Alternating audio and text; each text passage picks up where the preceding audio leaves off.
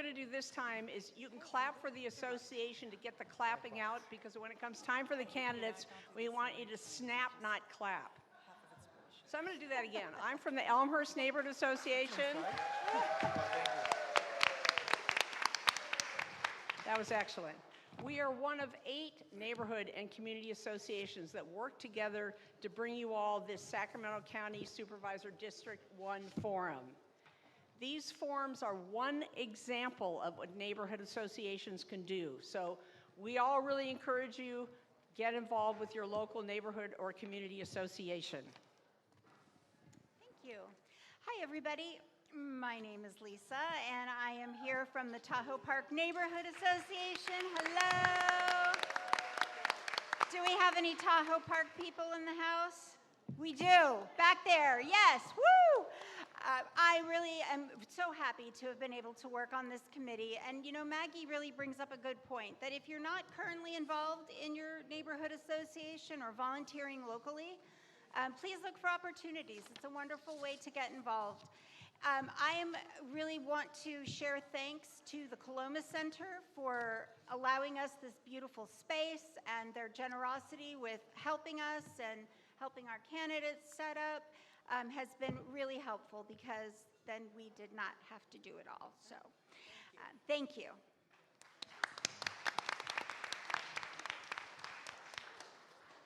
I'm Sarah Cox with the Southside Park Neighborhood Association. And I want to give a shout out and thanks to Access Sacramento for filming and live streaming and rebroadcasting the forum tonight. Hey, how's it going? My name is Noah. I'm from the Boulevard Park Neighborhood Association. I would like to give thanks to Cap Radio for their coverage of the event, and also to all of the Neighborhood Association volunteers who helped make this event happen. Good evening. I'm Tricia Stevens with the East Sacramento Community Association. Yay! And I want to give a big thanks to the League of Women Voters for moderating this event tonight. And as a side note, East Sacramento, if you're in the East Sacramento community, it's in Congressional District 6, not 7, but 6. And we're having a congressional forum on April 22nd in Natomas area. We're partnering with the Natomas Neighborhood Associations, and there's some flyers in the back. So if you're in East Sacramento, District 6. Thank you. So once again, if you want to have a conversation, even whisper to somebody, please go all the way outside, not in the foyer. That's a silent zone. Bathrooms are out in the foyer. The only potable water is down this hallway in a drinking fountain, so don't drink any other water in the building. And I want to just give a shout out to the volunteers on the E&A, especially Francesca and Carrie, who really helped with putting this together. And a shout out to Cress Vellucci, who helped with the press release. And with that, I will turn it over to Paula Lee. Thank you.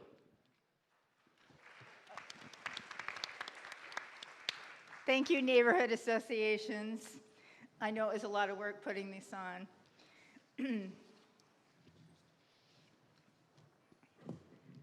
So, good evening, everyone, and welcome to the Candidate Forum for Sacramento County Board of Supervisors, District 1. I'm Paula Lee, a member of the League of Women Voters of Sacramento County, and tonight's moderator. The League is a nonpartisan, nonprofit political association, all volunteers, men and women. Our mission is to encourage participation in government through education and advocacy. The League does not support, oppose, or evaluate candidates or political parties. However, we are a political organization, and we do take positions on public policy issues, including ballot measures and legislation. We take these positions based on our thorough studies and consensus process. So if you're interested in helping to make democracy work, if you're interested in public policy at any level of government, please consider joining the all-volunteer Sacramento League. We're open to everyone. We have active committees working on voter education and engagement, homelessness and housing, criminal justice, climate change, and ranked choice voting. The questions tonight were solicited in advance from the community. We received well over 40 questions. We won't be able to ask all of them, but we do try to cover as many issues and themes as possible that were raised in the questions, and we try to avoid redundancy. The candidates for Supervisor District 1 in alphabetical order are Flo Kofer, Eric Guerra, Deborah Ortiz, and Tim Riley. We drew cards for speaking order, and that's the order that they're seated in now. That's how we measure fairness. Each candidate will make a 1.5-minute opening statement. They'll have a 1.5 minutes to respond to the questions, but I've asked them if they can respond to them in a minute or less. That's good too. Some questions take longer and some don't, and it means we can get in more questions. The league's timekeeper tonight is our league intern from Sac State, Evelyn, right there. So candidates, hold those up. Keep your eye on her. She will let you know when you have 30 seconds to go, and that's quite a long time, but it reminds you that, wind it up, and when you have to stop. And please pay attention to the stop sign. She's a little hard to see. And I'll be rotating who answers the questions first. Now, I want to thank the candidates for being here tonight and answering the questions from these voters. And I'm going to take a little moment here. I haven't done this before, but I want to explain to voters what your job is, a little bit about your job, or what you're responsible for. I don't think people realize that when you're elected to the Board of Supervisors in Sacramento County, you're dealing with a $9.2 billion, that's with a B, dollar budget. And that you're running for supervisor to represent the people in District 1, but you're also representing all the residents of Sacramento County. The responsibilities in the county are really enormous. The county is responsible for elections, managing the whole electoral process. They're responsible for law enforcement, providing public safety, sheriff's department, and other law enforcement agencies. They're responsible for public health, overseeing all the health services, including disease prevention and health education. Responsible for social services, support programs for families, children, and vulnerable populations. And they take care of property records. They manage our property records, including taxes and assessments, and they collect those. They also are responsible for the unincorporated areas. Those are the areas that are not formed cities, and they provide municipal services for those areas like waste management, road maintenance, community development, and support for those cities or areas that do not have city councils. Okay, now you know more about what they're going to be doing. We begin with an opening statement from Deborah Ortiz. Good evening, and thank you for having us here tonight. Many have asked why I am running for the Board of Supervisors. Let me share with you, I could not sit back and watch the Trump administration destroy everything that I and so many others built that protects your health. I was the vice president of America's largest Planned Parenthood affiliate. I also led the California Primary Care Association's team to implement Obamacare in California. Now, the Trump administration is closing Planned Parenthood clinics and remains hell-bent on destroying Obamacare. As a state senator, I created the California Department of Public Health, and lives were saved during COVID. I wrote the law that made stem cell research legal when the federal government was trying to criminalize it. Now, many cancers and diseases are being cured. But the Trump administration is allowing Robert Kennedy Jr.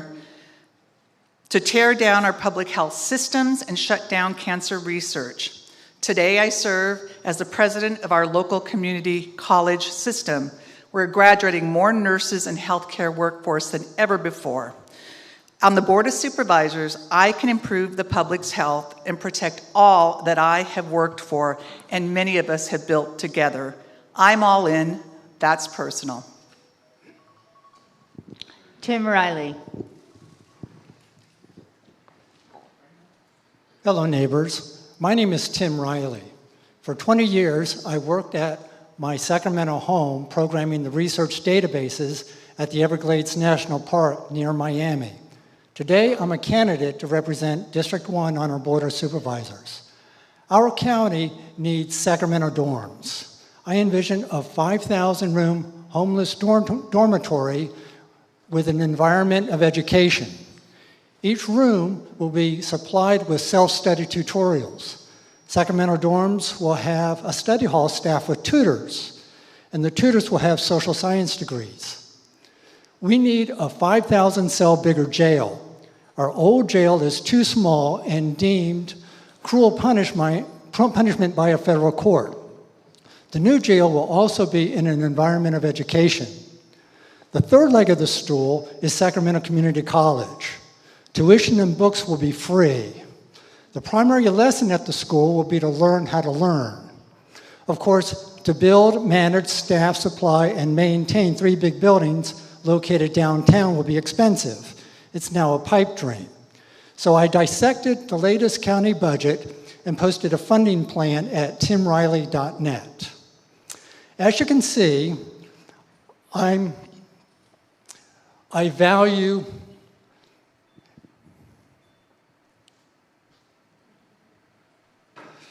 my time is up, and I will respect that. Thank you, Tim. Flo Kofer. My name is Dr. Flo Kofer, and I'm running for county supervisor because this moment demands expertise, skill, and courage to lead through instability, have difficult conversations, and to believe that we can do better than we're currently doing. I got into public health because my father died at 47 from heart disease due to smoking, and I committed my life to making sure that never happened.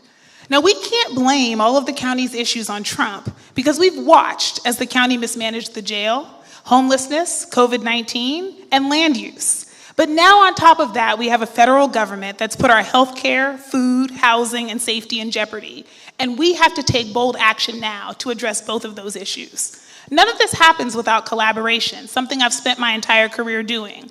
Decreasing infant mortality 14% statewide, and also making sure that birth control was included after the ACA passed with no cost. And serving on local commissions for active transportation, Measure U, climate change, and sheriff oversight. If elected, I intend to work with every single member of the board, and I've already begun those conversations about a public bank and strengthening internal county staffing and proactive public safety solutions in health and human services. Because what we have to do right now is build coalitions that actually move policy forward.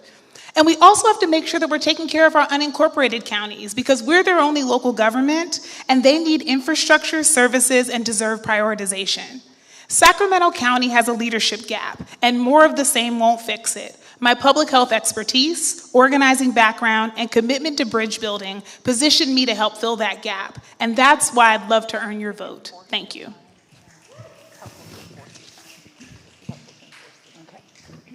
Eric Guerra. Thank you. Well, first, I love Sacramento, and I'm grateful for Sacramento. See, I grew up on the other side of this river here as a migrant farm worker. You know, it's hard it is to believe at the age of 5, I was working 12-hour days in the sun with my family. We know hard work and for poverty wages, and we know hunger. When I first came to Sacramento, I found myself living in my car on a parking lot on Del Paso Boulevard, and I came too familiar with the issue of fear every single night. But even as difficult as that first year was, Sacramento gave me an opportunity to start a career, to meet my beautiful wife, to start a family with 2 energetic young kids, and to finally own a home. Well, I'm running for county supervisor because I see that opportunity not there for my kids and fleeting today for young people with the issue on the street of mental health, drug addiction, the cost of affordability of housing, and the need to strengthen our local economy. My strength has always been listening. and listening with people who don't agree with me for the purpose of finding outcome and results for our neighbors. I'm proud of my record of working with community, with many of you here today. You know, as a neighborhood association leader, that's how I started, and that's who I am today. And because of our collective work, we've been able to build affordable housing, tackle human trafficking, improve our neighborhoods. And I'll take that same approach of listening to the County Board of Supervisors. I'd be honored to earn your vote. Thank you. No clapping, please. Okay, we begin with Deborah Ortiz for the first question. Natomas farmland is relied upon for species protected by the Natomas Basin Habitat Conservation Plan. Developers want to build 30,000 homes on this land, even though the county has approved 62,000 houses to be built elsewhere. Do you support these proposals, Upper West Side, Providence, and Grand Park? So, no, I do not support them. Upper West Side, as well as Grand Park, have been identified by the county outside the urban service boundary. They are reliant upon conditions where they get water from the city, which the city has not agreed to. It violates a longstanding agreement between the city and county not to develop in those areas. There are significant federal and state challenges from Department of Wildlife, et cetera, for species as well as habitat protection. So at this point, based on what I know, I would not support either project.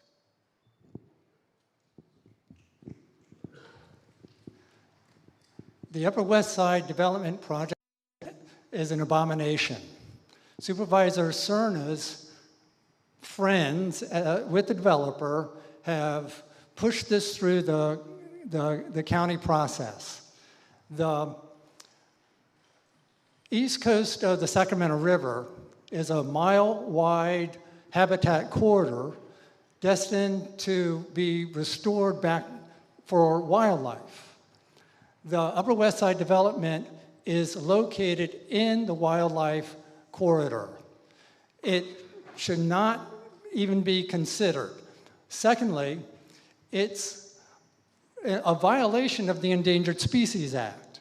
The development plan, which allocated the funds to purchase the wildlife corridor, have designated, was approved in 2002 because the U.S. Fish and Wildlife Commission department approved it.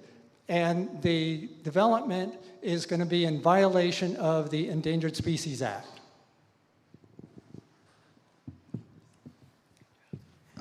You know, when I said in my opening statement that the county has mismanaged land use, this is exactly what I'm talking about. Because you're absolutely right. We have an urban services boundary.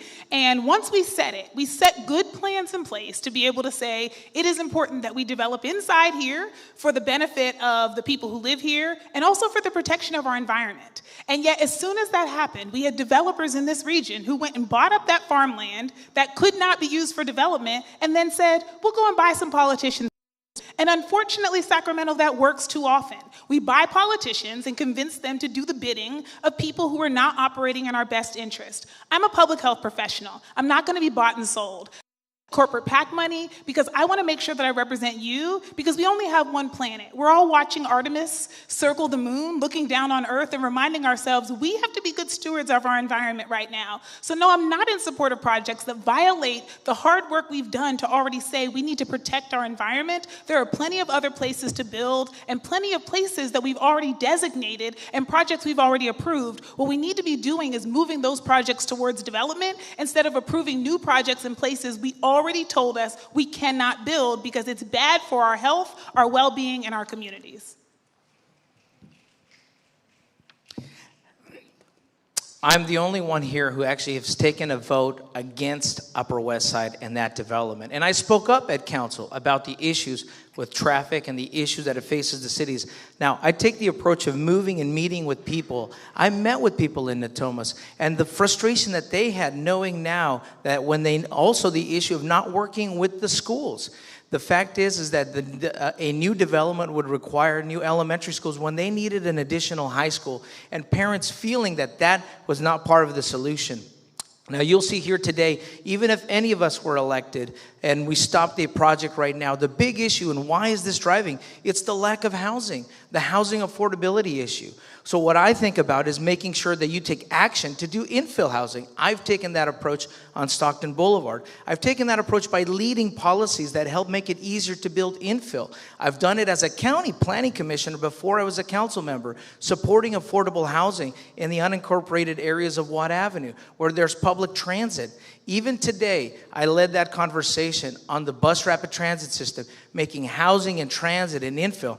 All you have to do is take a drive down Stockton Boulevard and see the collective work I've done with our community, with our businesses, to build housing, to build transit, and deal with the issue of that pressure of housing.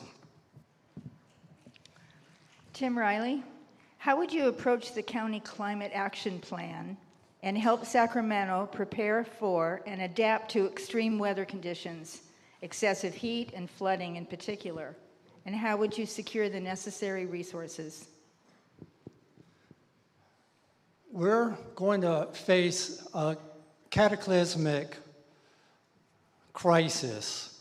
The CO2 concentrations in our atmosphere have never exceeded 300 parts per million for hundreds of thousands of years. In 1950, it started increasing exponentially. Now the CO2 concentration in our atmosphere is 420 parts per million. The last time the CO2 concentration was this high, Florida was underwater. South Carolina, the coast of South Carolina, was inland 60 miles. When climate change when humans finally feel the effect of climate change via the ocean levels increasing, there's going to be a massive migration from the east to the west. And Sacramento County is in a prime location to not have the effects of the ocean level increases. So we are going to be a prime target for the huge migration that is going to take place. So this is an area where I think my expertise sets me aside in this field of candidates, because I was in charge statewide for our emergency response plan review for 4 years, starting in 2021 through 2025. And part of what I was looking at was the fact that most of our emergency response plans haven't been updated since before the iPhone was created, which means that there's a lot that is in the way of us actually being able to execute them. And so I'm aware that when we have a climate action plan, we can't just approve plans and sit them aside. And in fact, 350 Sacramento and some of our ECOS and some of our other environmental advocacy organizations were just at the county a few weeks ago saying, you put this plan together, but you've taken absolutely no action to enact it. Having plans that sit on a shelf are not actually helping us. They are making things work. And we do this with our general plan. We do this with our climate action plan. So my commitment is that in every single budget, we're going to set aside some money and we're going to say, what are the 3 things we're going to do this year, or 5? We're going to pick and prioritize, because we're wasting the time and energy of people who are our volunteers, who serve on some of our boards and commissions. We're wasting the time of our staff that put together these good plans if we don't ever enact them. And then when the emergency comes, we act flabbergasted by the idea that we're not prepared because we didn't do the planning that we already identified we needed to do. So the time to sit back and pretend that status quo is going to work is over. I'm a person who takes things that are plans and puts them into action, and you'll be able to point to that and be able to say, this is what we're doing this year, and this is what we'll commit to doing next year. I'm very proud of my environmental record, and actually after seeing my son have his first asthma attack, the issue of vehicle emissions and carbon that's affecting us is all too real. But not only that, on the issue of what I've done, I've actually voted on the city, not the county, but the city's climate action plan that has been working. In fact, the housing that we just built is all electric to avoid the use of those carbon emissions, to do our part in that. Because of my environmental record as chair of the Air District in our Sacramento County, we met for the first time in history. What was not thought attainable was meeting our federal air quality standards, which is the baseline point. But I brought Republicans and Democrats, our conservative members in other counties, to have an aggressive plan on trying to reduce those emissions. And because of that record, the governor appointed me to the California Air Resources Board, where I've taken that effort and that led that effort on changing our carbon statewide. I'm working right now with farmers in the northern 9 counties to make sure that we're looking at eliminating ag burning in a way where we're capturing that carbon as well, nature's own carbon sequestration, and helping farmers to make sure that they don't have to pull out their orchards, because when we pull out orchards, it makes land cheap. And when land becomes cheap, that's when it gets developed. We need to protect our farmers and our security to do that. I'm actively doing that not only at the local level, at the state level, and I'm proud to help lead the way to make the largest electric school bus fleet in the nation, Twin Rivers, and the second largest one, Elk Grove Unified. I reviewed the county's climate action plan. It is a pretty comprehensive document. They revise it every year. They assess whether or not the state is new requirements for particularly development in built communities.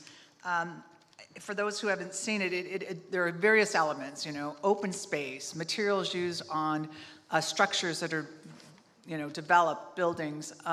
It also includes roadways. It looks at energy sources, moving away from gas to electricity.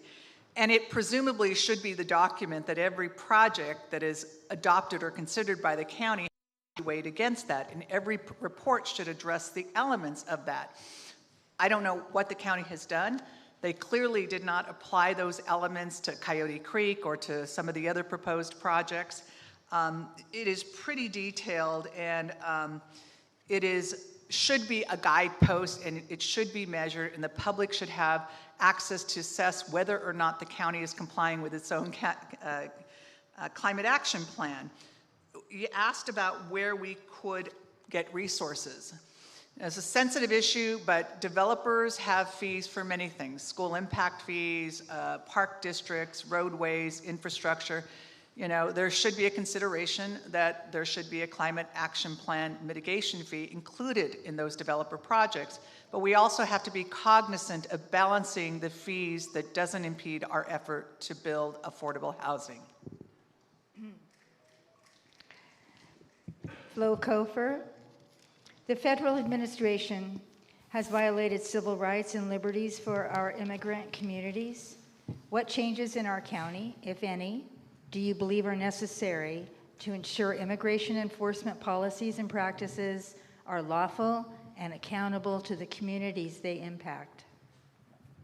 Yeah, first and foremost, we are watching at a time when this is happening, and it is devastating to our communities. And what it means is that it's far-reaching implications. It means people are not coming in for the health care that they need. They're not accessing the services that they're eligible for. There is a chilling effect, and people are afraid. And so one of the things that you will get from me as your next county supervisor is a clear commitment to making sure that we have policies where we are not cooperating with the federal government to share information that we are not supposed to be sharing. That we have clear policies about whether or not if ICE officers show up on spaces and when we're doing work, that we're going to make sure we protect our local communities. But we also have a responsibility to make sure that people still have due process, that we are investing dollars from our budget to make sure that people are with their families, that they're getting appropriate representation, that we're supporting the network of organizations that we have, that we're not sitting back, as some of my opponents have said, the Fuel Network has plenty of money, they're fine, this network doesn't need additional dollars. No, we need to be fighting to make sure that our city and our county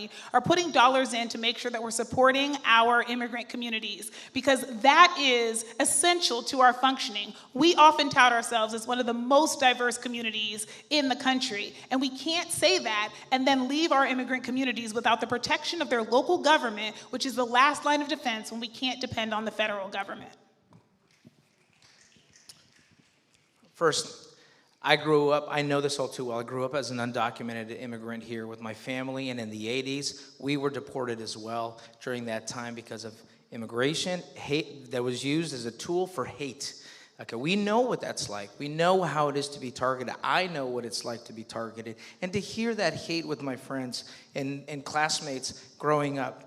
This is exactly why when the first Trump administration, I haven't waited to run for office or anything else, but since the first Trump administration, I helped create and started the Fuel Network and got funding every year for legal services and legal education for immigrants, refugees, and asylees. And we've grown that, and even now raising private dollars to support that, because that's what people need today to fight back also with the administration, with the attorney. Also, I had the city also sue the administration.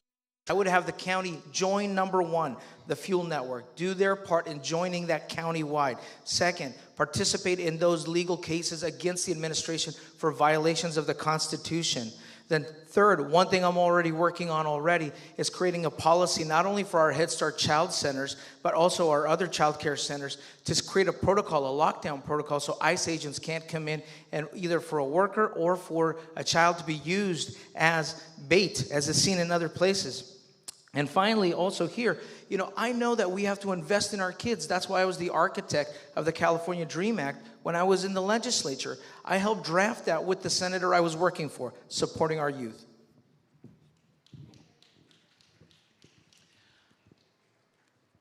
This is one of the most incredibly painful and very personal experience I've seen in my lifetime. When I see my community being hunted like animals on the street because of their last name, because of the way they look, because of the way they speak, or where they work. I hope history looks back and asks every one of us what we did at this time. What do I think the county should do at a minimum? Clearly, not collaborate with law enforcement, not share information, ensure that the jail does not disclose information of persons but not yet convicted. They should go beyond that. I had a conversation with people in the city and said, please do a 1-800 hotline. Please enter an agreement with the county, sheriff's department, with the police department that you will affirm that you will not share information, you will not hunt down brown people. Do I think we can do more? Absolutely. We as individuals, at the beginning of this horror, you know, talking about how to create guardianship agreements with parents who fear that their children will be yanked out of their arms. We should have underground places where we open up our homes. This is not hypothetical. This is dystopian, it's horrific, and it's personal. So yeah, we should all be doing a hell of a lot more.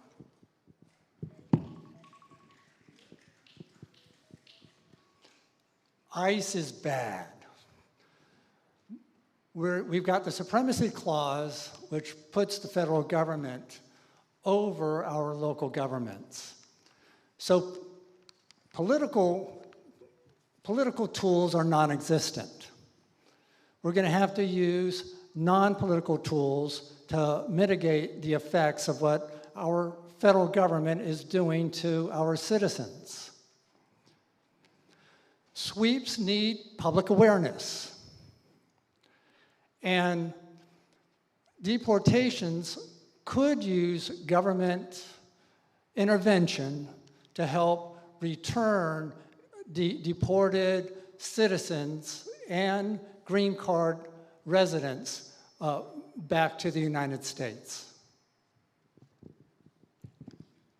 Eric Guerra, do you support the proposed citizens initiative to raise the sales tax in the city of Sacramento to increase transit and fix roads? Why or why not? Yes, and the reason is because, number one, we see how dangerous our roads are, not only when you have potholes, and as a cyclist, when you're carrying your kids in a cargo bike, believe me, they remind you about that every time you hit a pothole, but also the need to fund our transit. To make sure that mobility is a real need and accessible for everyone of an all-age city. The measure allows us to fund not only support for pedestrians, but for transit, and also to make sure that our roads are safer when we're driving. The fact that our roads are depleting and damaged, it's going to cost us more in the long run. So I support the measure. I was one of the first signers when it came on. And as a county supervisor, the county's facing the same issue. And we need to make sure we support our county and educating them the need. In the county, it's not as popular. And the fact is, if you have, like our son was born in Kaiser Roseville, we had to drive over there. We have to use our county. We don't live in an isolated area of our county. So we need to make sure that once we pass this initiative, we also help support, as a county supervisor, help our other parts of our county so that we can support transit along the entire area. So it's not good enough for us to just fix here. Yes, we have to fix what we have first, but we have to support the rest of the county.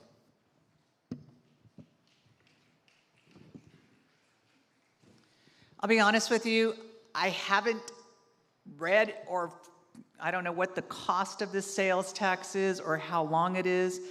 I'm not opposed to taxes. I've supported many a tax, but I'm also keenly aware of the discomfort of people with the economy and their ever-increasing fees on where they have a sense that they're not getting services for those fees. Hypothetically, I think it's sound, particularly since city and county government capital improvement project line items are getting thinner and thinner.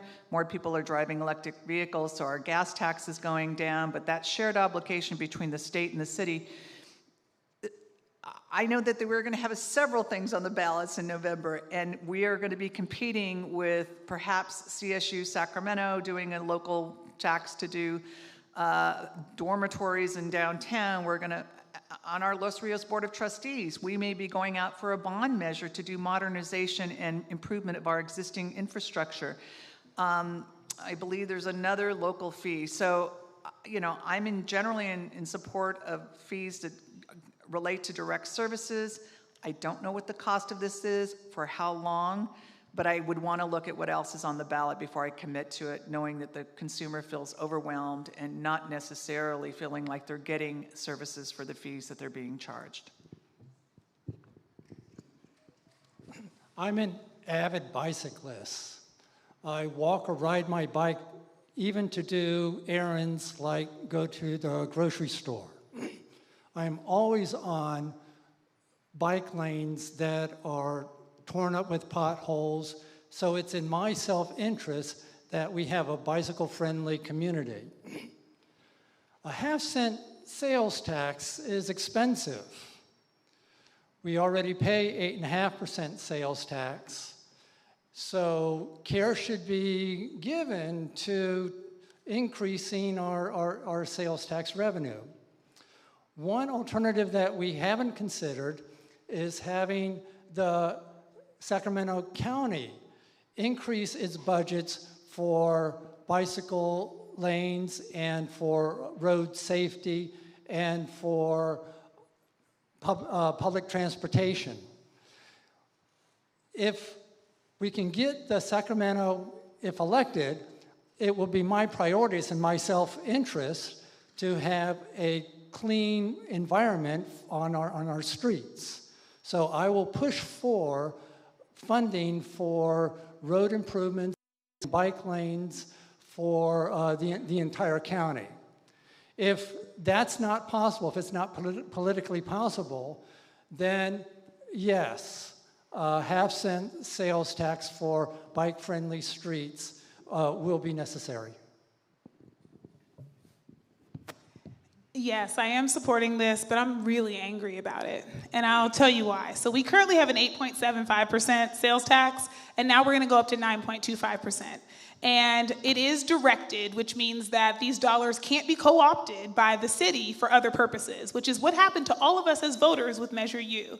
I was the 4-term chair of the Measure U committee, and we were promised that those dollars were going to go certain places, and then the city council made decisions to not spend those dollars in accordance with what we all voted for and the vision that we had. So I am supportive of this because it is going to go. There's no way that the council can override and spend it on whatever they want, but I'm angry about it because, number one, sales taxes are regressive, which means our poorest members of our community spend a proportionately larger sum of their dollars on it. But I'm also angry because in 2016, I joined a committee known as the Sacramento Area Bicycle Advisory Committee, and it was a joint city and county initiative. And one of the things we were working on was trying to get the city and the county to work together to be able to come up with transit plans. And so it is frustrating to now hear us have to do this alone without the benefit of the county when the responsibility for transportation should be regional. That is a failure of our existing leadership, city and county. And so that's why I'm running for county supervisor, because we should not sit back and say, oh, just tax the city some more when we're already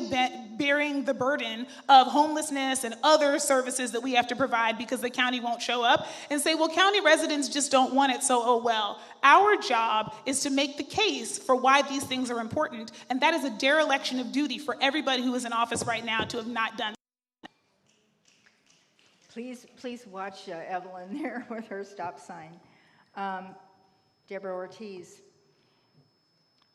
Many feel the county has not done its job in dealing with the homeless crisis. Do you agree? And how would you change that? What solutions do you offer, both the short and the long term? I think many feel that our whole region hasn't done enough. I frequently share with people that the county has an obligation to do particularly services, health and human services, behavioral health, mental health, substance use treatment, public health, that 60% of their budget is mandated on essentially parts of the state statutes that require them to do certain things. Do I believe they should do things differently in terms of providing services? Yes, I think they should double their caseworkers. They should train them and to go out more specifically to the hardest cases in the community. They should get shelter versus long-term housing. People need to get out of the elements. We need to adopt an understanding that success means a handful of people getting off the streets and into treatment, and that there will be relapses and setbacks, and that, you know, someone who comes from a family of, sadly, two heroin users who lost their lives to years of addiction, I understand that it's not a simple solution. Finding people when they're ready for treatment and keeping them in treatment is a huge challenge. So yes, the county can do more, so can the city. The city doesn't have an obligation to do services, the county does. Both of those parties need to do more. Shelter, and more importantly, there needs to be the will of the board of supervisors, 3 votes to dedicate a line item consistently, not stray from that, to commit to services. Sacramento County spends $220 million a year whacking at the symptoms of homelessness. Instead, the root cause of homelessness needs to be addressed. The root cause of homelessness is lack of employability in our technology-based economy.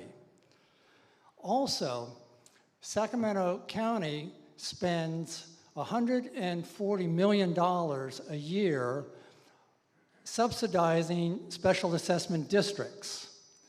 Those monies should instead be focused to build, manage, staff, supply Sacramento dorms, a 5,000-room homeless dormitory having an environment of education, with tutors helping residents relearn the basic skills. They'll be treated as adults. The skills need to be from the very beginning again. Sentence is a subject and a predicate.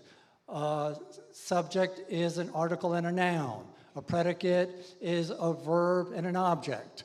An object is an article and a noun. Just start from the beginning again and learn the basic skills to become employable in our technology-based economy.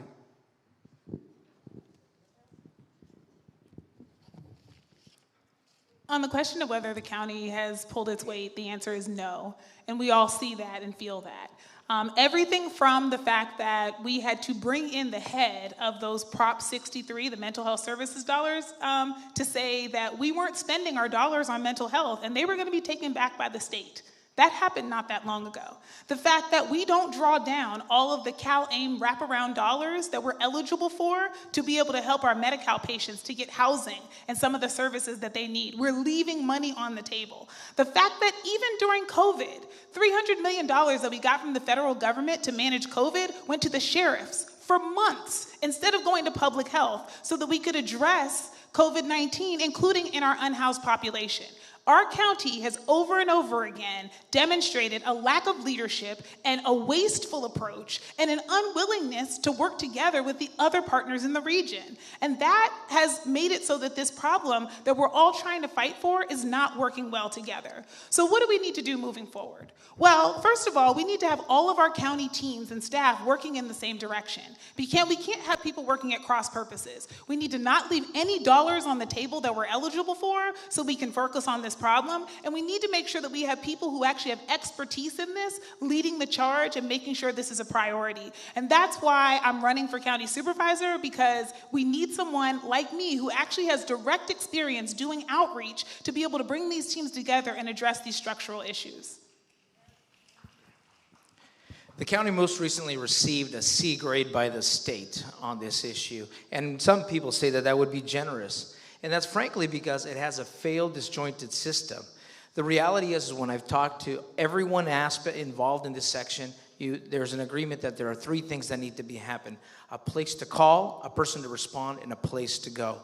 And right now, our 911 and 988 aren't coordinated. I would immediately make sure, and not even waiting, that I already started to make sure how we combine 988 and 911. So there's an immediate response, whether it's a 911 call for police or the sheriff, but also a mental health expert so that we can get our homeless engagement and response team out there immediately. And then as a county supervisor, work with our other cities so that there's a county clinician with those the police departments and law enforcement or firefighters so that they're not going to the county jail and being released in downtown Sacramento. So that they go to the crisis receiving center, which I voted to fund, to get them immediate mental health and substance abuse treatment. And also, just this week, we broke ground on what will be over 200 beds of mental health and substance abuse treatment here in my own council district that'll service the county as well. And that's an opportunity to also, for people who can't make a decision for themselves, get them in front of a judge, get them so that we can put together an ability for them to see whether they can manage themselves or not. I would create a standing committee, as I've talked to the social workers here at UC Davis Health, to be able to meet with them individually so that they can get them signed up.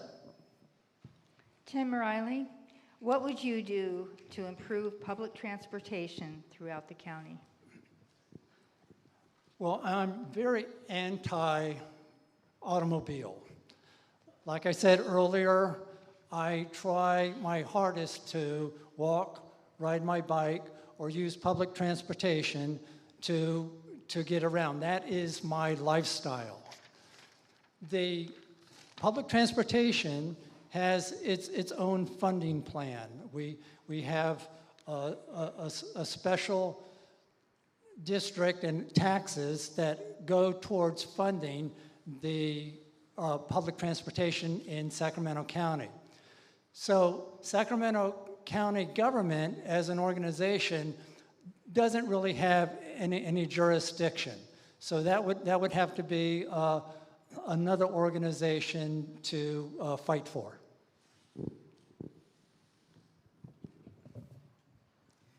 I previously served on the Active Transportation Commission and also on the Mayor's Joint Climate Commission. And so one of the challenges that we're always facing is that we absolutely need to address public transit, both for lifestyle as well as for climate goals. And so part of the challenge and part of the plan we need to have is to build a system for 2026 and beyond. We do not have that system set up right now. We don't have a way to get from basic places where we live to basic places we want to go.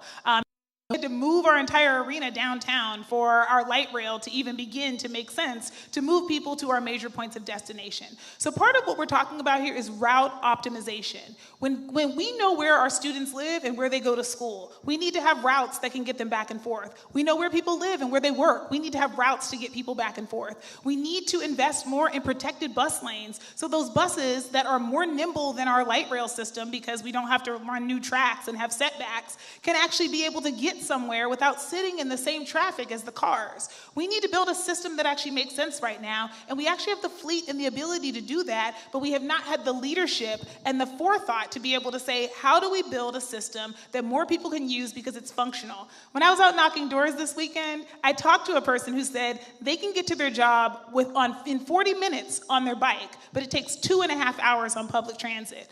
Make that make sense for me. How can I get there faster on my bike than taking public transit? Those are the problems that we need to fix, and that's my commitment, is that we're going to start with route optimization.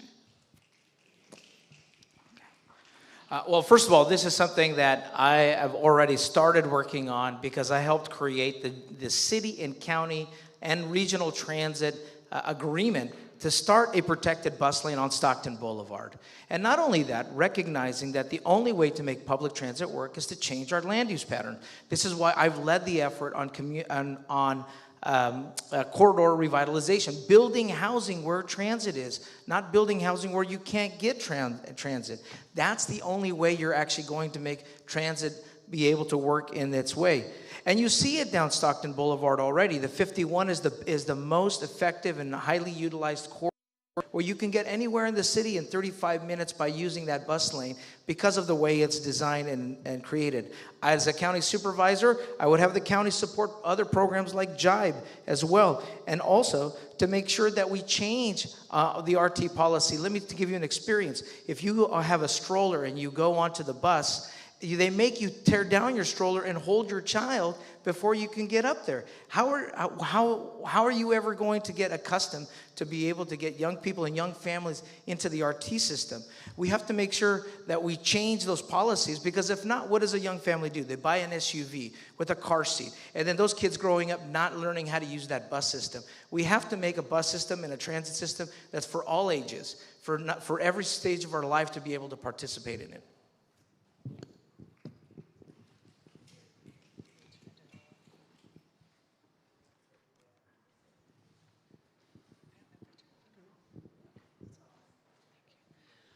So there are various elements to why our public transit system doesn't work.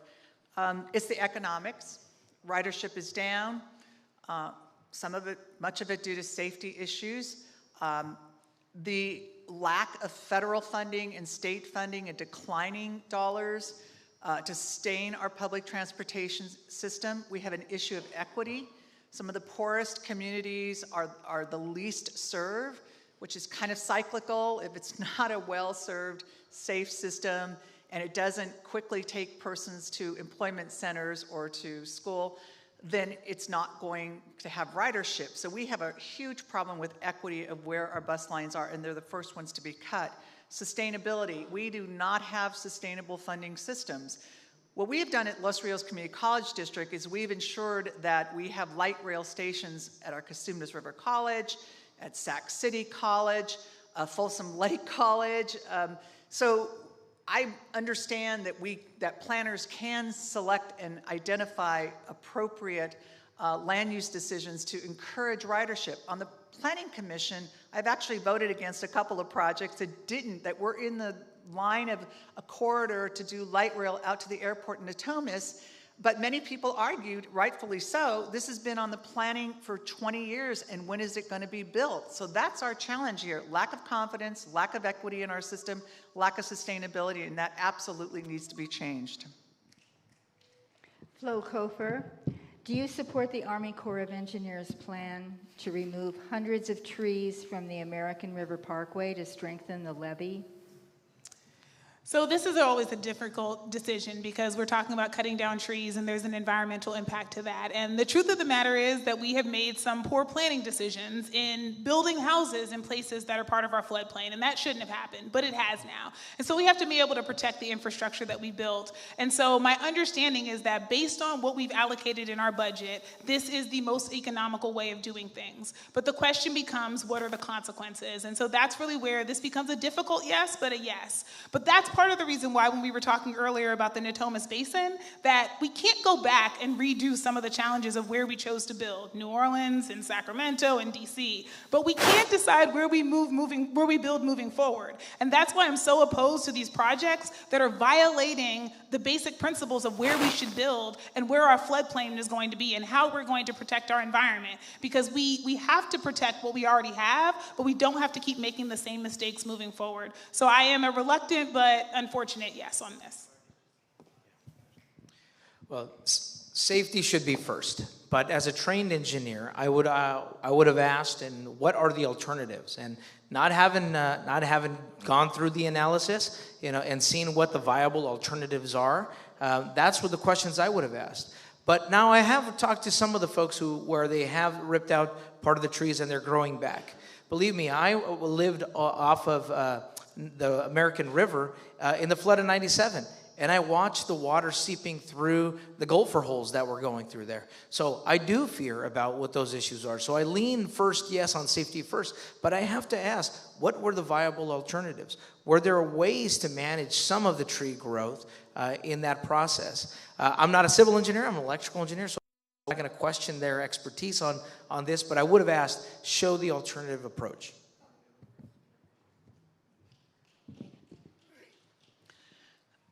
I would say, Sacramento is a city of two rivers that has always historically been in the greatest flood risk in the country. And we built our city close to the Sacramento River as well as the American River.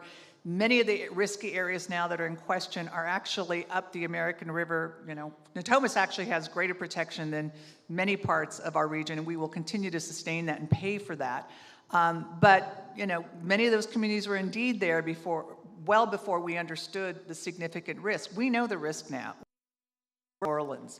And we have state funding from the Department of Water Resources that is being litigated and held up. And sadly, it's devastating for me to see the loss of incredible trees. But it is a critical public safety issue. And the longer we delay in ensuring and shoring up those very neighborhoods where people are opposed to losing trees, their lives are at risk. So it's a practical reality of how our city has been built up over decades since the beginning. And indeed, trees do grow. They may not see it in the lifetime of those who are seeing them taken down. The appropriate vegetation there to prevent burrowing, to prevent erosion. We know enough now to know what we must do, and we must sustain those levees, and we must protect life and safety. Well, this certainly is a conflict. Of course, we don't want floods. And as an environmentalist, of course, I love trees. I'll admit it. I'm a tree hugger. Trees near the levees, roots and the roots make the levees vulnerable. So it's definitely a pickle. There's public information that one of the trees slated to be cut down is a 300-year-old oak tree. Now, that's a very sad thought to have to ponder. So there's no easy answer on this. I have to trust the goodwill of the Army Corps of Engineers. I have to trust that they're looking after our best interests, and the decisions they make, I have to believe that are in the best interests of both the environment and our public safety. Eric Guerra. We know the lack of affordable homes for purchase and rent is at a crisis proportion across the state and here. What will you do to stimulate production of more affordable homes and rentals stock as a county supervisor? Great. Thank you. First, there's two parts to this. One, on the city side, I created the tenant protection program, and that helped stabilize and create rights for renters as well. And it also created an affirmative defense for those landlords that didn't follow the program as well, for those who were in an unlawful detainer. Second, I encourage you to drive down Stockton Boulevard if you haven't. I've taken an aggressive approach of building affordable housing, to finding ways to work with property owners and community in places where there's also transit, because the two highest income costs to families are the cost of housing and the cost of transportation. Second, it's looking at programs like the Enhanced Infrastructure Financing District. As I'm working with Supervisor or Councilmember Dixon, who was a supervisor and who has endorsed me to look at ways to reduce the cost of construction, because before you can put up a door or a window, the sewer, water, and electrical is already outpricing everything. As a county supervisor, I would look at programs like the Green Means Go, which I have to say were started out of the visions of Stockton Boulevard from our efforts to reduce those costs. San Juan Motel, that will be groundbreaking soon, is an example of that, how we're building affordable housing. Also, different types of housing. One of the benefits that we've seen and what we've created is that we've started housing with different sizes for different income levels. Not everybody can start in a 4-bedroom, 2.5-bath garage. We need options for people.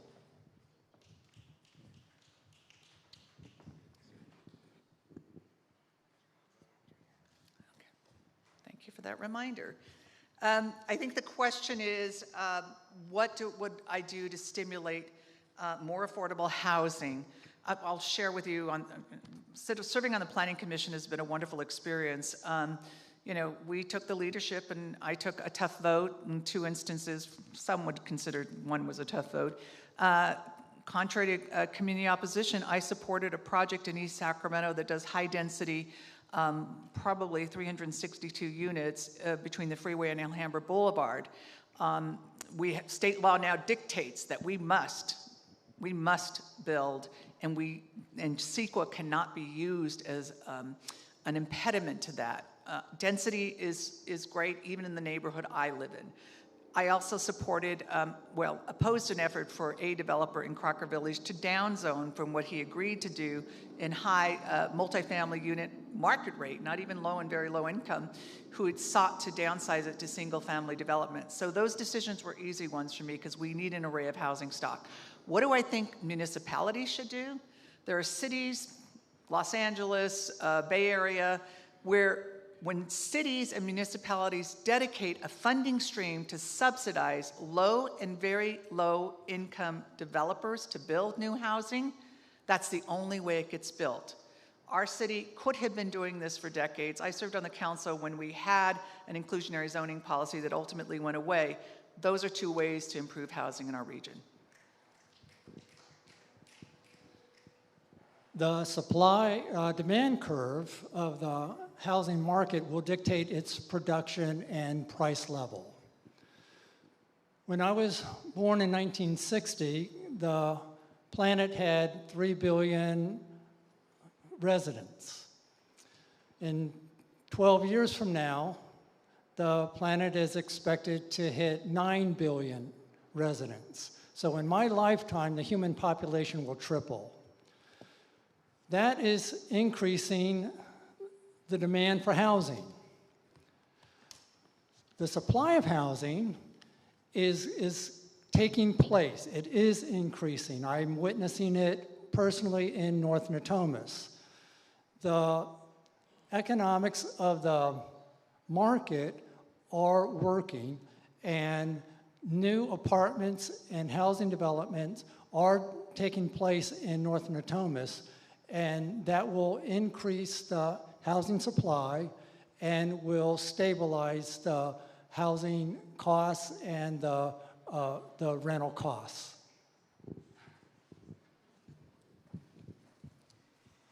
So in the county of Sacramento, we have, according to ECOS, 140,000 units of housing that we have approved but have not started construction. So the question starts into why, right? And a lot of it has to do with money. And so that's one of the reasons why I am so supportive of a public bank. We only have one in the entire United States, and it's in North Dakota. It's been around for over 100 years.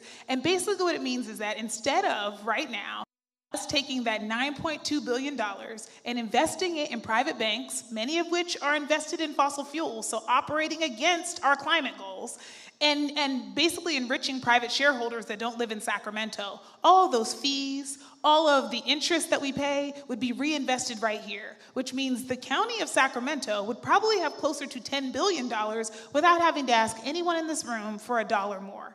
And so what that does is it opens us up to have more opportunities to be able to control the financing locally, to be able to invest in projects, not because they make someone who doesn't live here extra money, but because they're good for Sacramento and we can invest. Our state has already allowed this, and in fact, is looking at how to invest its hundreds of billions of dollars in a state bank with legislation that I'll be speaking on behalf of on April 22nd. And so I'm excited to bring that proposal and to work with Supervisor Pat Hume to be able to bring that to the county of Sacramento, because North Dakota is not exactly a blue state. So this is a great bipartisan proposal that the Republicans and the Democrats on the county supervisors can work together on. So those are the kinds of things that allow us to be able to have greater opportunities. And my commitment is on day one that we will have that feasibility study ready for me and my colleagues to vote on.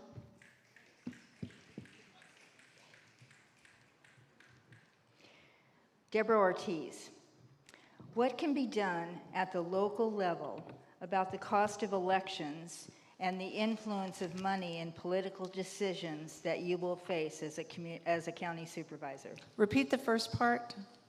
What can be done at the local level about the cost of elections and the influence of money in political decisions you will face as a county supervisor?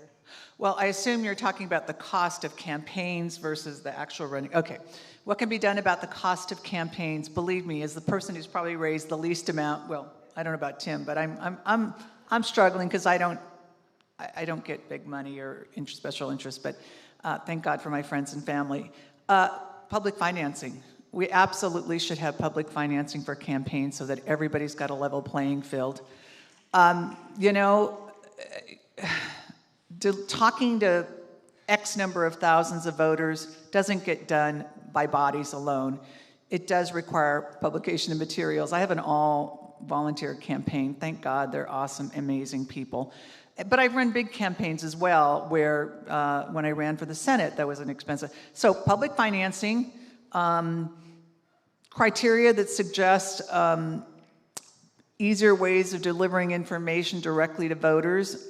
We're not at electronic voting yet, but at some point in the future when we can validate voting machines to be able to talk directly, to ensure that there's no ability to have them tampered with, directly communicating with those very same voters, having those voter files free so that everybody can utilize them and talk directly to voters either through text or emails. That's a long way away. It's a pipe dream, but the first start is a level playing field for everybody to allow public financing.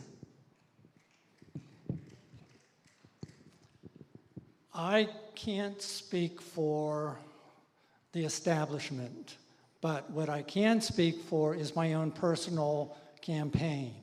I am not taking any contributions, period. I am funding from my retirement account my entire campaign. At the same time, I'm running a frugal campaign. I'm not hiring any employees, and I'm not hiring any contractor to manage my campaign. Instead, I'm going door to door, handing out my 3-penny leaflets and getting to know the voters as I pass them on the sidewalks. So it's been 250 years, more than 250, almost 250 years, our democracy, and ever since we've had elections, we've had this controversy.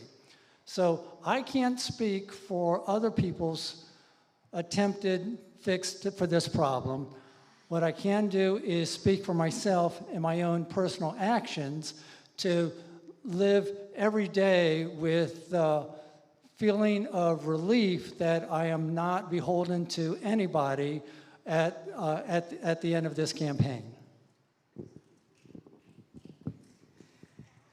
The cost of campaigns are high because corporations are people. because Citizens United, right? And we have dark money that can spend as much as they want to, and having been the targeted attack of some pretty mean and untruthful, mailers, and likely ones that are coming very soon, I can say that that is one of the problems in politics, because it weeds out very good people who want to be part of our political process, but don't want to have their neighbors and friends lied to, don't want to have, elections attorneys taking them to court to sue them over their ballot designations. It's obnoxious, and it means that we don't get the best people available. So I certainly agree that we absolutely should be able to have, publicly funded elections. But beyond that, we also can make personal commitments. I don't take corporate money because I want to make sure I'm representing the people here. We do draw on volunteers. We do draw on people from the community to be a part of these elections. But we also can take a stance. I don't run negative mailers against my opponents because we're all neighbors and because I think that undermines our democracy. I think we get the opportunity to sign and say we're going to be good candidates or not. We get the opportunity to be able to say who we want to be and how we show up in the world. So the reason that these campaigns cost a lot is because, just like with the public bank, we have a bunch of people who don't live here who infuse a bunch of dollars in because they see you as a bunch of marks, and they want to make money off of you, and they want to take our resources, and they don't want to see our communities actually thrive and have the things that we need. And the more we're able to stand up against that, the better our local elections will be. Well, number one, I support public financing as well, and I think all of us would appreciate the fact that if we had that, we could get Citizens United. I wish Citizens United didn't even exist, and it has destroyed, I think, not only in California, but nationally changed our how people feel. But the second piece I also feel is that we have to do also a better job starting earlier on creating a culture of becoming civically aware, making young kids and young people learn how to find information. I support the work that the League of Women Voters have always done to make information available, to making sure that people can get information that is trusted without all this campaign literature and mails or even social media ads or even what candidates put out there. I appreciate the work that those civic organizations do. And then finally, support, organizations like Access Sacramento. As a former cable commissioner, that was one of the things that I always supported, was making sure that we had funding for Access Sacramento. I'm very disappointed that the commission right now has decided to cut them in half, because we wouldn't have, if that continues, we won't have the opportunity to have events like this that actually educate community. When I was on the cable commission there, I was supporting the increase to make sure that we had public access to education. It's not full public financing, but it at least gets access to people so they can talk to their elected officials, they can get civic information in a way that is unbiased and doesn't have any influence in it. Tim Riley, as a county supervisor, will you be able to have any, quote, control, unquote, over the sheriff's department through the budget process?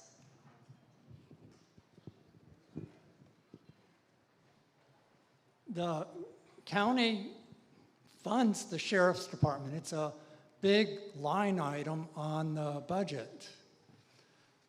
Of course, we need police protection. That's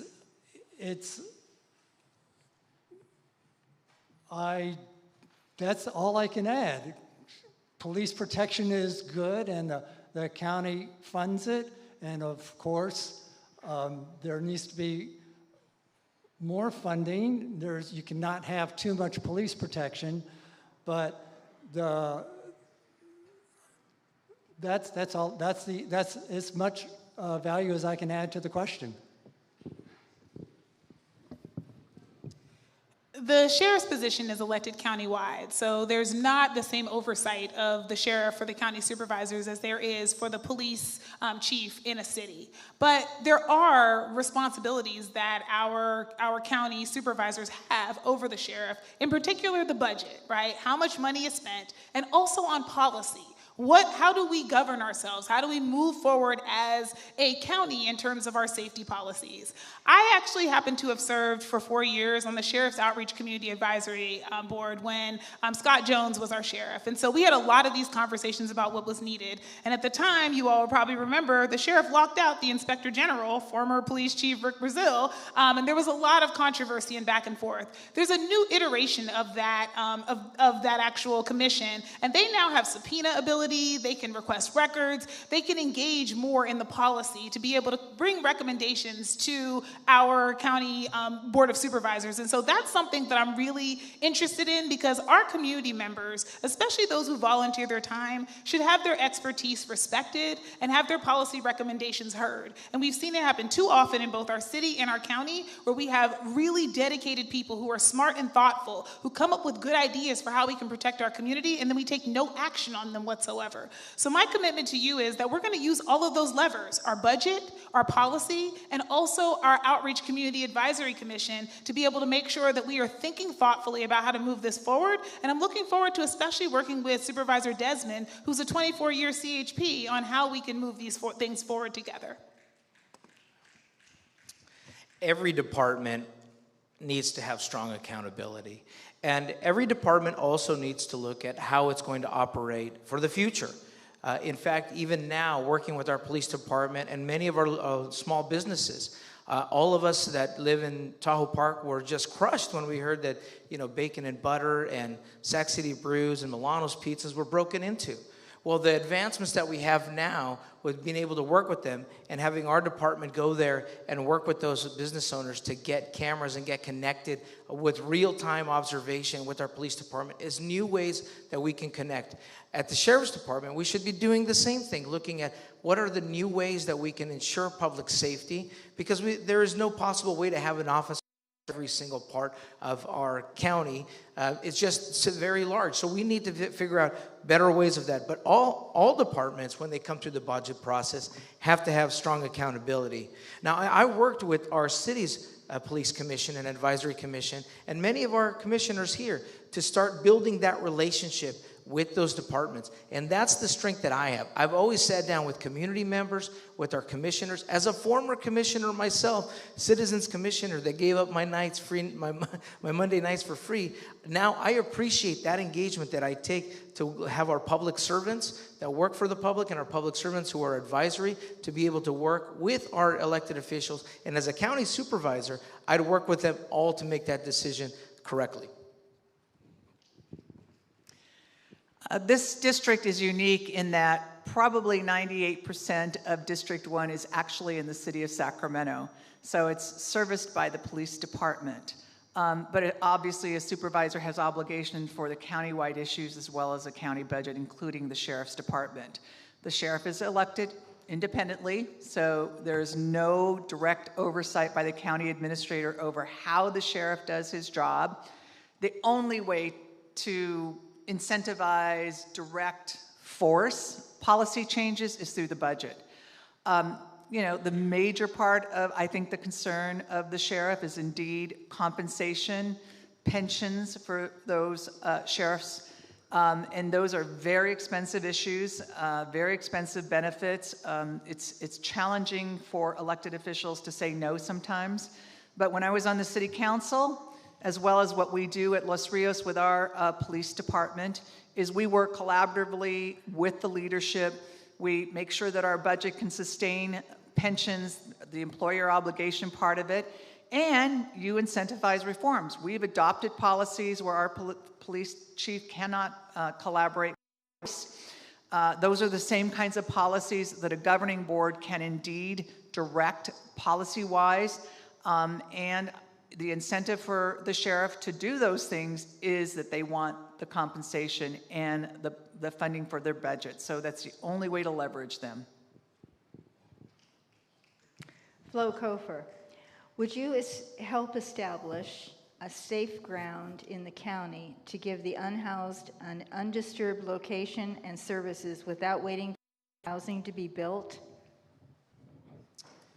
So this is the question that we always have to answer, because every day we have determined more and more of our city and our county are places where people can't go. We've decided City Hall is a place where people can't sleep overnight. We've decided that most of the city is critical infrastructure, and now we've decided that even private citizens can't allow people to sleep on their property in the county. So the question becomes, where do people who have mass and occupy space go when they have nowhere else to go? And that is the key question we are responsible for answering, because otherwise it is cruel and inhumane. Now, back when we had a Supreme Court that we could actually rely on to make good decisions, they said that. They specifically said to us that it is cruel and inhumane to move people without having a place to go. So our responsibility as your leaders is to make sure that place is not your front porch or your backyard, which has happened to me multiple times. That we actually have a place for people to go where they can get needed services and where we can help to stabilize them. So yes, we have to answer the question that has to be answered, which is, where can people go when they have nowhere else to go? We have county property. If we say you can't be on private property, if we say everything else is critical infrastructure, if we say our public buildings are off limits, where can you go if you have nowhere else to go? That is not an answer that we can just leave lingering, and it has been lingering for far too long, and we've used our jail as the answer to it, we've used our emergency room as the answer to it, and we've relied on our fire and our police department and our sheriffs to be the ones at the most expense to all of us to not answer this question until 200 people every year die on our streets. Enough.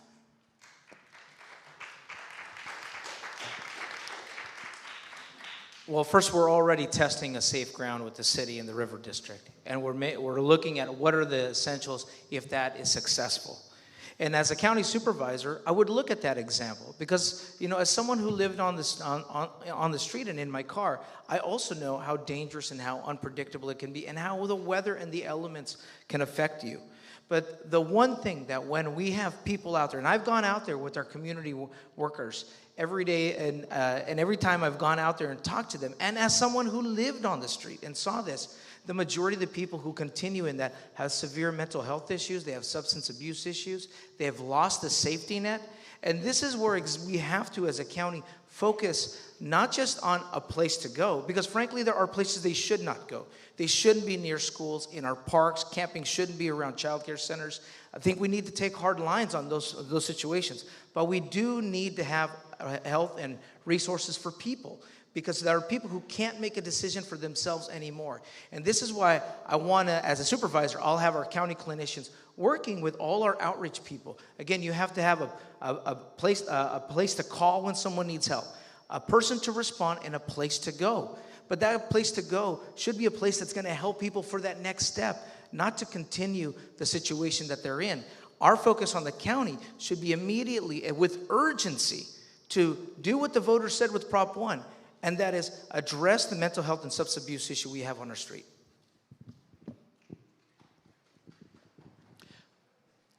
I think the safe ground option should be shelters that we are building, and we need to build more. The county is on pace to build sites. The city is on pace to build sites. These are sites that, whether one agrees with the delegation of the authority to the city manager, or whether you agree with the pace of what the county is doing, particularly up and down Stockton Boulevard, Watt Avenue, Old Roseville Road, even those are controversial.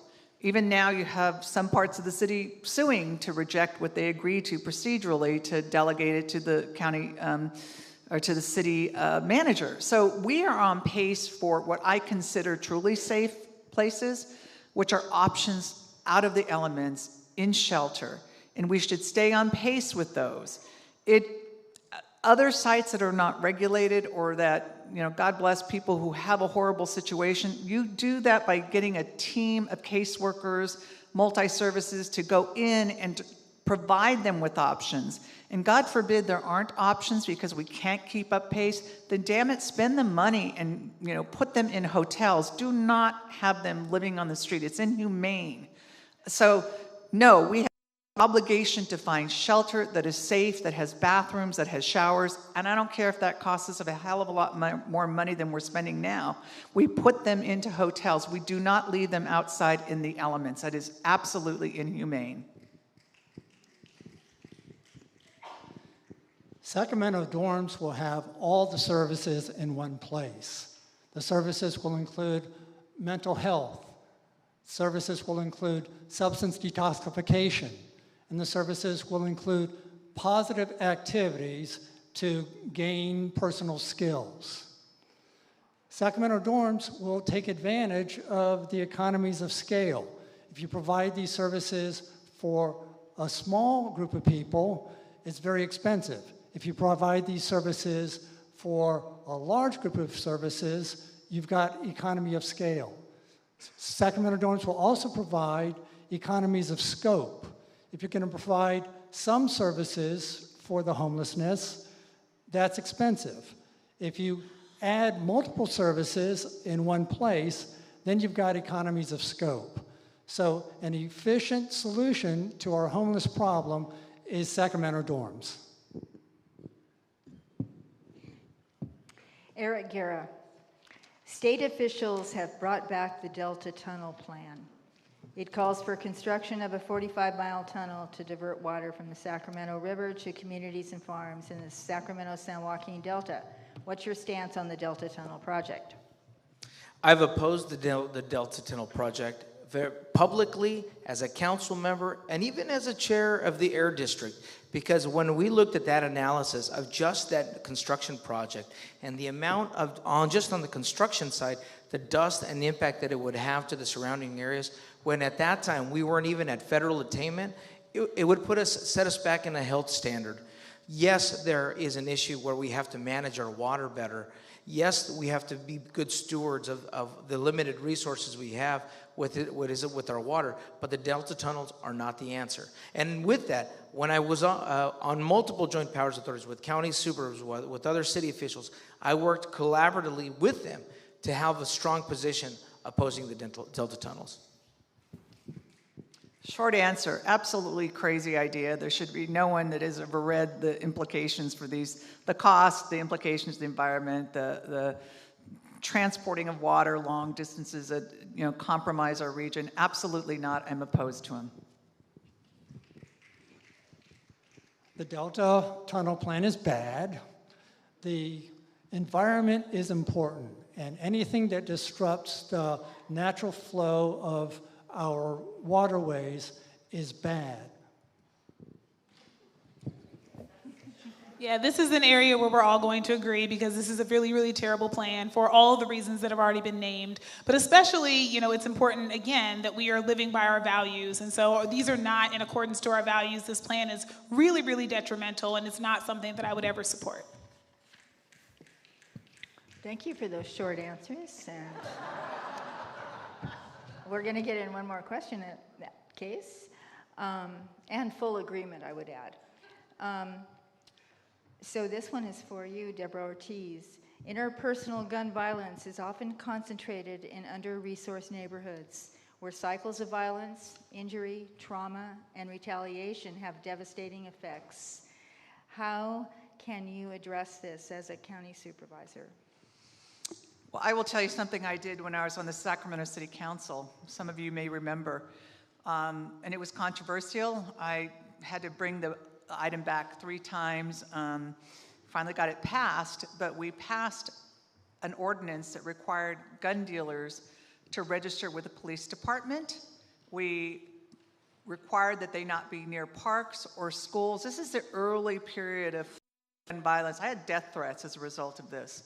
I continue to support all efforts to curtail gun violence when I was in the Assembly and the Senate. What would I do as a supervisor? I think sadly we're in a reactionary mode where you need to ensure that you have adequate law enforcement, whether it's the police or the sheriff, quickly responding to communities that are at the greatest risk. They often wait hours for police response or sheriff's response. I support the use of the sharpshooter mechanisms to quickly, respond to gunshots so that they can respond more timely. I think we need to have accountability and measure response time of sheriff and police. Again, sheriffs are the county. Bulk of this district is in the city police department, so I can't regulate that. but there needs to be a means of measuring response time in those underserved communities. It is probably one of the greatest challenges of our generation that we have yet to solve.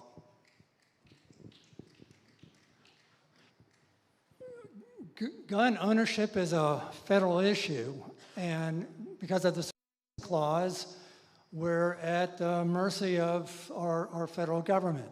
It's unfortunate that we have more guns than people in the United States.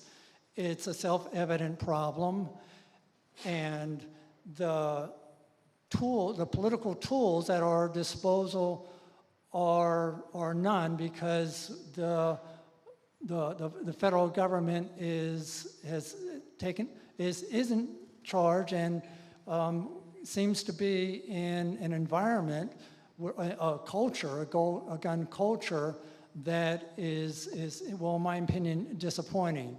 But of course, there are too many guns. There should not be, dare I say it, no guns. I'm personally afraid of them. I've worked at a convenience store and twice had a gun held in my head. So it's in my self-interest and it's in my personality to have safe neighborhoods without guns. So gun violence is a public health problem. And we actually have a gun violence research center right here at UC Davis that studies this and looks at the patterns of gun violence. And we actually have good models already right here in Sacramento. For 2 years, from 2017 to 2020, we had no youth homicides in the city of Sacramento. And that was because we had a violence prevention network of working around, who were keeping their ear to the ground, who were talking to the folks who were most likely to be using guns and most likely to be engaged in conflicts, and they were able to de-escalate. And what happened right when COVID happened, and they said, hey, all the drivers of violence are going up. Kids aren't in school, people aren't at work, right? There's all of these things that are known risk factors. Instead of continuing to fund these, we sort of just network. And so we have not gone 2 years without youth homicide since then. And so my commitment is to making sure that we are investing in the things that work, because I know that nobody in this room woke up this morning hoping to call 911. If you do, it means something went wrong. And so public safety is not just who responds when you call, which is certainly important. It's also whether you have to call in the first place. And we had a time for multiple years where we didn't have to make those calls. I want to go back to that time, because that was a time when kids were not burying their friends, when there were no numbers hung up on Sac High's fence at the end of the day, showing who wasn't going to be there for graduation that year. This is a key concern, and we can invest in this, and it's much cheaper than responding after someone has been killed. And that is the investment that we need to make in the county of Sacramento, along with the city of Sacramento. Well, this is where lived experience is all too real. I'm probably the only candidate here who's had a gun pointed to their face multiple times, not only as a teenager, but as an adult. Or did you say that, Tim? I didn't hear that. I didn't hear that, Tim. But yeah, well, here, so Tim and I have something in common, and I didn't know we did. But, and to that point, not only has that occurred, and knowing that fear, but even as a homeowner in Tahoe Park, when we had someone unload 22 rounds in front of our house on an evening.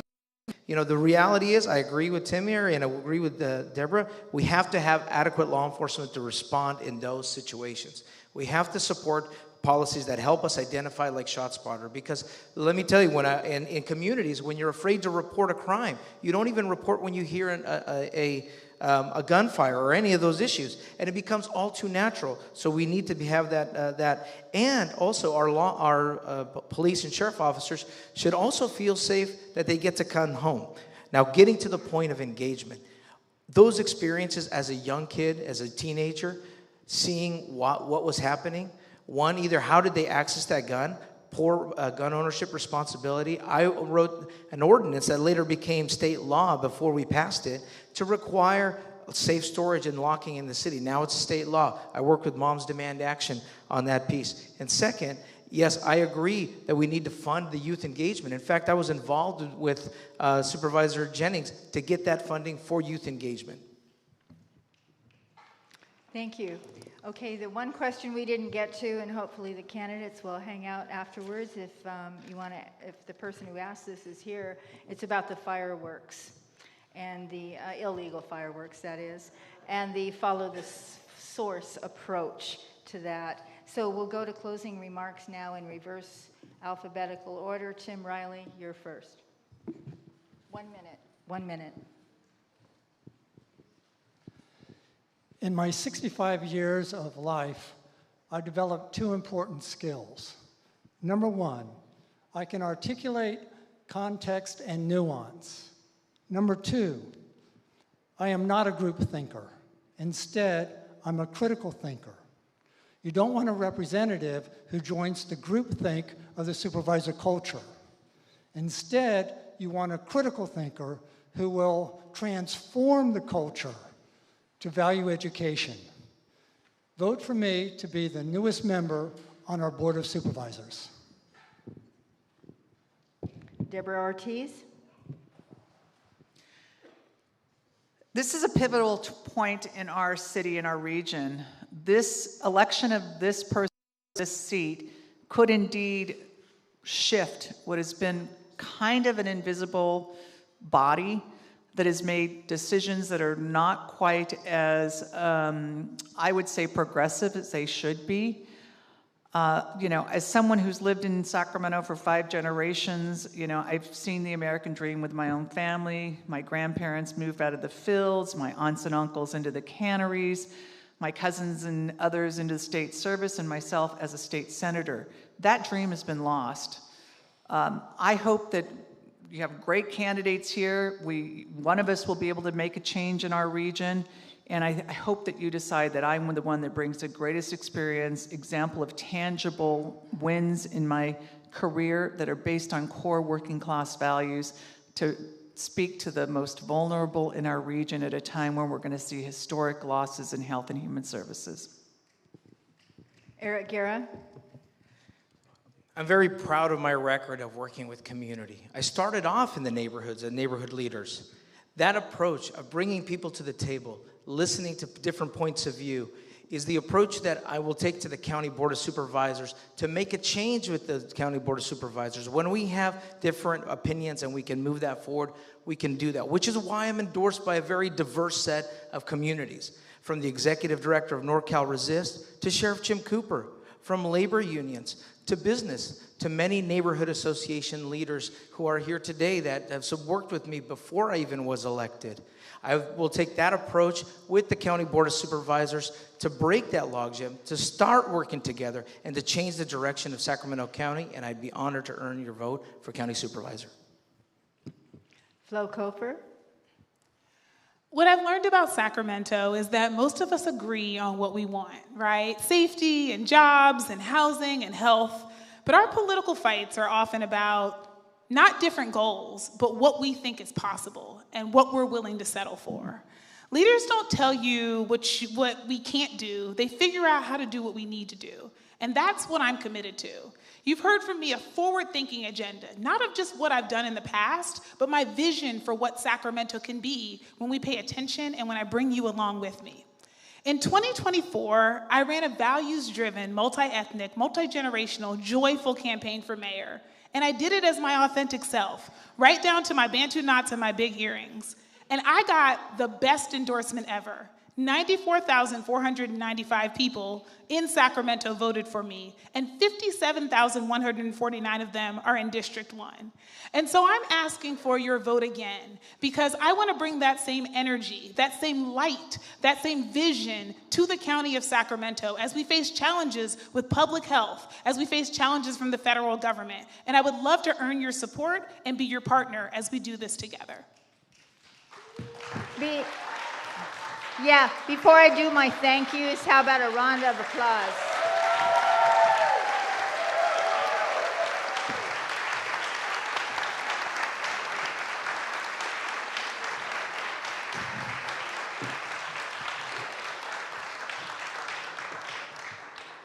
Running for office is no easy task.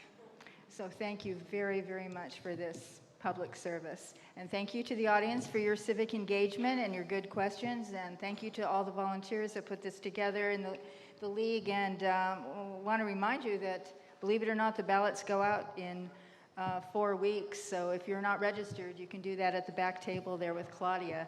And before I say, I'm going to say goodnight right now and turn it back to Maggie.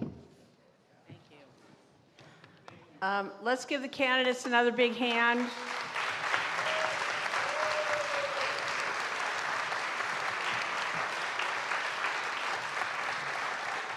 And also, again, I want to thank the Coloma Center staff for all their help in setting this up. And Access Sacramento for filming, so this will be recorded. You can watch it again. You can share it with other people. I want to thank again the other neighborhood associations, our team that put this together, all their volunteers, and of course the League of Women Voters. And as you've got some time where you can talk to each other, you can talk to the candidates. Make your way to the back. Please help us cover the expenses of the forum by putting some money in the white buckets. Thank you very much.